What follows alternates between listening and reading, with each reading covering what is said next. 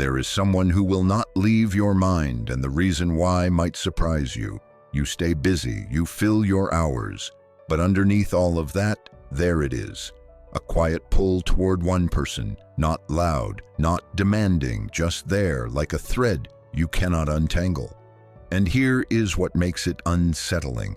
Nothing has actually happened. No argument, no confession. Yet the feeling keeps growing, like it is building towards something you cannot see. This is not random. When someone is going through something they have not found words for, the bond between you does not weaken, it sharpens. Silence does not erase what is felt, it amplifies it. Emotion does not always announce itself. Sometimes it reaches you through something that bypasses logic.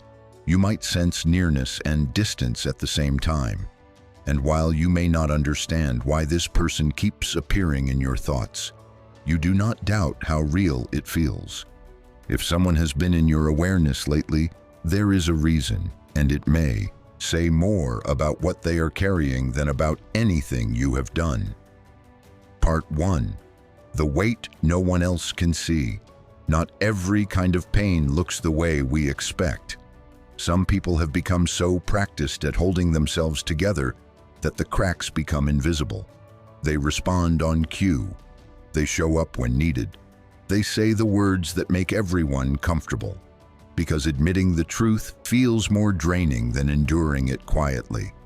The person surfacing in your mind may be this kind of person. Their struggle is not something you would catch in conversation. It lives beneath the surface, the kind that builds slowly. What does quiet suffering look like from the outside? It looks like someone who seems fine. Delayed messages, a subtle shift in energy most people walk past. When someone does not feel safe expressing what is happening inside, they turn inward. That emotional pressure does not vanish. It travels toward the people they feel connected to. That is where you come in. You may notice unexpected memories, a heaviness when you think of them, concern with no obvious source. This is how unspoken emotion reaches someone else. They may fear that speaking will cause everything they have been holding to crack, so they carry it alone. And somehow, you feel it. Part 2. Why your instincts are so active right now. Intuition is not dramatic. It does not explain itself. It simply knows. When it arrives as a persistent awareness of someone, especially during quiet moments, it is because something is shifting that your mind has not processed yet. You are reading the situation before it becomes visible. That is why this feeling differs from longing. It feels heavier, more watchful. You find yourself wondering how they are actually doing, not how they appear to be. That is your deeper self responding to an imbalance it senses but cannot name. When someone suppresses grief or confusion, it creates pressure that does not stay contained. If the bond between you runs deep, that pressure finds a way out. Your instincts are the first part of you to register it. Why does it feel urgent? Because intuition activates before words do, before clarity, before anyone is ready to speak. It is the quiet part of you saying something is changing. Pay attention. Part 3. Why they have gone silent. People do not go quiet because they have stopped feeling. They go quiet because saying the truth feels more threatening than holding it in.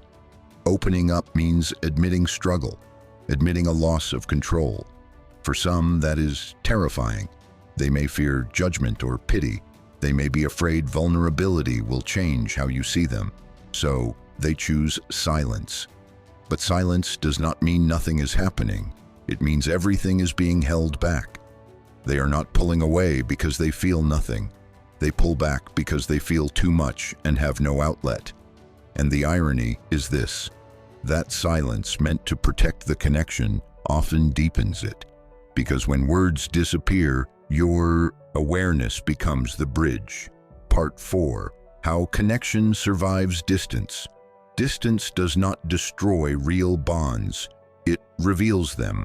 When someone stops talking but you keep feeling them, It means the connection was never built on conversation.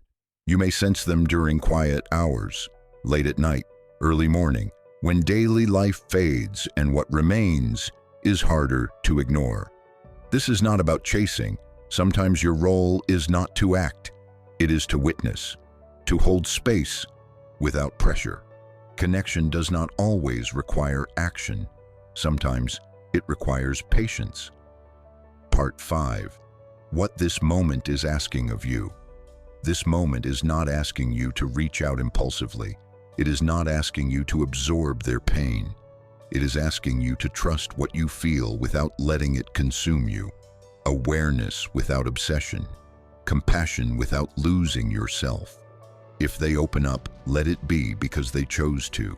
And if they do not, your awareness already served its purpose. It helped you understand something you were meant to sense. Sometimes clarity does not arrive loudly. It settles quietly, the way light fills a room at dawn. And sometimes understanding why someone lives in your thoughts is enough to bring peace, even before resolution arrives. Part 6. The moment the heaviness lifts.